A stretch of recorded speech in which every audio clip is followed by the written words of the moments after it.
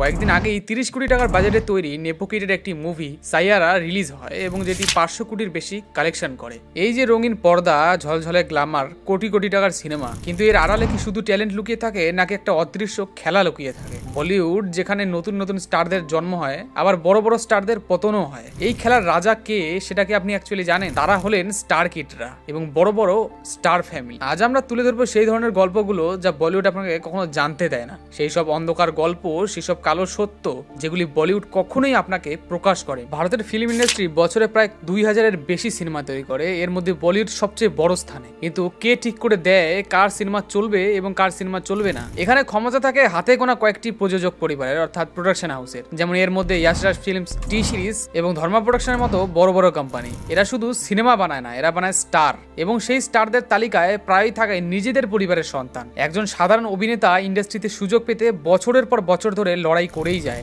Audition, rejection এবং টাকার তো অভাব থাকেই, কিন্তু স্টার কিডদের জন্য এই দরজা আগে থেকেই খোলা। আলিয়া ভাট, বরুণ ধাওয়ান, অনন্যা পান্ডে, জাহ্নবী কাপুর, এরা সবাই বলিউডের সোনার চামচ নিয়েই জন্মগ্রহণ করেছে।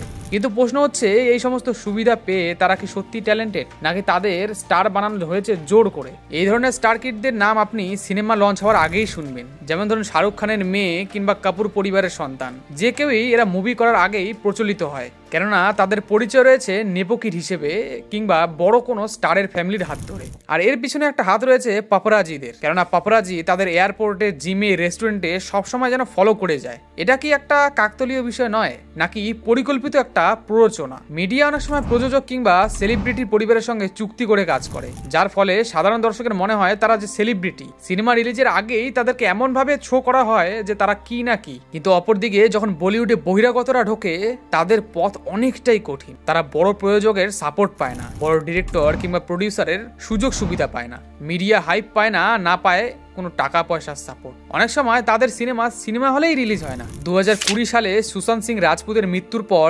নেপোটিজম নিয়ে বলিউড কেঁপে ওঠে। দর্শক সোশ্যাল মিডিয়ায় বড় বড় প্রযোজক এবং স্টার কিডদের বয়কটের ডাক দেয়। কিন্তু কয়েক মাস পর সব আগের মতোই চলতে থাকে, কেননা বলিউডের ক্ষমতার কাঠামো এতটাই মজবুত যা কয়েকটি ট্রেন্ড দিয়ে বদলানো যায় না। বলিউডে এই খেলা বদলাতে হলে প্রথম পদক্ষেপ নিতে হবে আমাদের দর্শকদের। আমরা যদি ভালো কন্টেন্টকে সাপোর্ট করি, ট্যালেন্টকে সুযোগ দিই, তবে ধীরে ধীরে পরিবর্তন আসবে। গ্ল্যামারের আড়ালে থাকা এই অন্ধকার সত্যিটা বুঝতে হবে, না হলে বলিউড শুধু স্টার কিডদেরই রাজত্ব হয়ে থাকবে এবং আমরা কখনোই ভালো স্টার কিংবা আসল কন্টেন্টকে দেখতেই পারবো না এবং উপভোগ করতেই পারবো না। বলিউডের এই বেহুদা কাহিনী শুধুমাত্র স্টার কিডদের, নেপোকিডদের সাপোর্ট করা কিংবা ট্যালেন্টেড স্টারদের সুযোগ না দেওয়াতেই সীমাবদ্ধ নয়।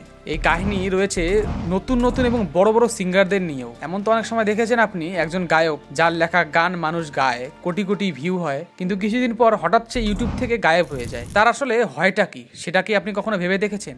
ইন্ডিপেন্ডেন্ট মিউজিশিয়ান বা ইন্ডিপেন্ডেন্ট সিঙ্গার মানে হলো নিজের মতো গান তৈরি করা এবং নিজেদের কথা লেখা, কারোর যেন কন্ট্রোল তাদের মধ্যে না থাকে। 90 দশকের আগে ভারতের ইন্ডিপেন্ডেন্ট মিউজিক ছিল অনেক জনপ্রিয়, কিন্তু ধীরে ধীরে বলিউড গান ইন্ডাস্ট্রি দখল করতে শুরু করে। সিনেমা মানেই গান, গান মানেই সিনেমা, এমন একটা ধারণা তৈরি করে দেওয়া হয়। টিভি ও রেডিওতে স্বাধীন শিল্পীদের গান কম বাজানো শুরু হয়। উদাহরণ হলো গুরু রান্ধাওয়া নিজের ইউটিউব চ্যানেল থেকে গান দিতে শুরু করেন, কিন্তু বলিউড প্রবেশ করার পর তার স্টাইল পরিবর্তন হয়। অনেক গান বলিউড প্রোডাকশন হাউসের নিয়মে তৈরি হয়। যদি সাইয়ারা মুভি দেখে থাকেন তাহলে বুঝবেন সাইয়ারা মুভির মেন হিরো অর্থাৎ ক্রিশ কাপুরকে কিভাবে ডোমিনেট করে রাখা হয়েছিল এবং নিজেকে নিজের ধরনের, নিজের স্টাইলে পিওর কন্টেন্টকে প্রকাশ করতে দেওয়া হয়নি। বড় বড় লেবেল যেমন টি সিরিজ, সনি মিউজিক, জি মিউজিক, তারা গায়কের গান, ভিডিও রিলিজের তারিখ সমস্ত কিছু কন্ট্রোল নিজের হাতে রাখে। 2012 সালে সেম গার্ল, পাতোলা, সুইটের মতো গান দিয়ে জনপ্রিয় হন গুরু রান্ধাওয়া। ইউটিউব ও লাইভ কনসার্টে তার দারুণ একটা ফ্যান বেস তৈরি হয়, কিন্তু বলিউডের প্রবেশের পর তাকে অনেক গান রিমিক্স আকারে তৈরি করতে হয়। তার অনেক অরিজিনাল গান